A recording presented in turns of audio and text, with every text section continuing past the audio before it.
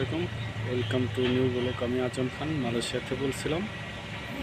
কারণ যারা অনেকে আমাকে মন করে বলছিলেন যে ভাই আসলে কি অবৈধরা এখনও বৈধ হতে পারবে কিনা সেই বিষয়ে কথা বলবো।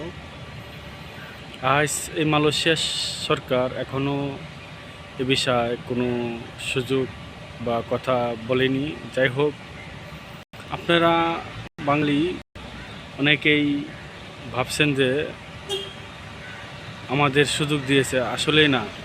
কারণ আমাদের বাংলাদেশে কিছু দালাল আছে মালয়েশিয়াতে, তারা প্রবাসীদের খুব সাধারণ বিষয় নিয়ে খুব হয়রানি করে। পাসপোর্ট, ভিসা, অনেক ধরনের ছলচাতুরি করে। আমি তাই প্রতিটা প্রবাসী ভাইদেরকে দৃষ্টি আকর্ষণ করে বলবো, আপনারা কেউ কোনো দালালের কাছে টাকা পয়সা দিবেন না। এটা আমার ক্লিয়ার কথা। যাই হোক, যে বিষয় আপনাদের জন্য কথা বলবো সেটা হলো, এখনও এই সরকার সুযোগ দেয় নাই। কারণ এই জন্যই বলবো যে আপনারা কোনো দালাল বাংলাদেশি সিন্ডিকেটের কাছে টাকা পয়সা দিবেন না। কারণ মালয়েশিয়ায় বহুত এজেন্সি তৈরি করে নিয়েছে বাংলাদেশি ভাইয়েরা। কারণ এরা বাংলাদেশিদের দুর্বলতার সুযোগ নিয়ে লক্ষ লক্ষ কোটি কোটি টাকা হাতিয়ে নিচ্ছে।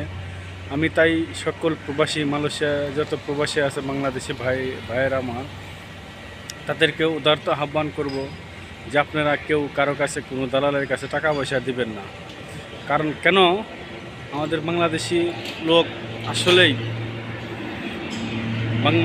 লোক আসলেই হারামজাদা। কেন বললাম এই কথা? কারণ বিশ্বের বুকে একটা জাতি থাকলে সেটা হলো বাংলা জাতি খারাপ। কারণ এমন একটা জাতি, নিকৃষ্ট একটা জাতি এরা। কারণ এদের ভিতরে হিংসা বেশি।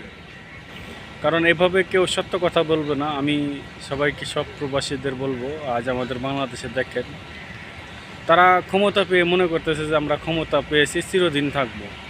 কারণ আওয়ামী লীগের মতন একটা দল, এত বড় সংগঠন, সেই দলই টিকে থাকতে পারে নাই। তাই আমি সমস্ত প্রবাসীদের আহ্বান করব, আপনারা কোনো দালালের কাছে প্রতারিত হবেন না।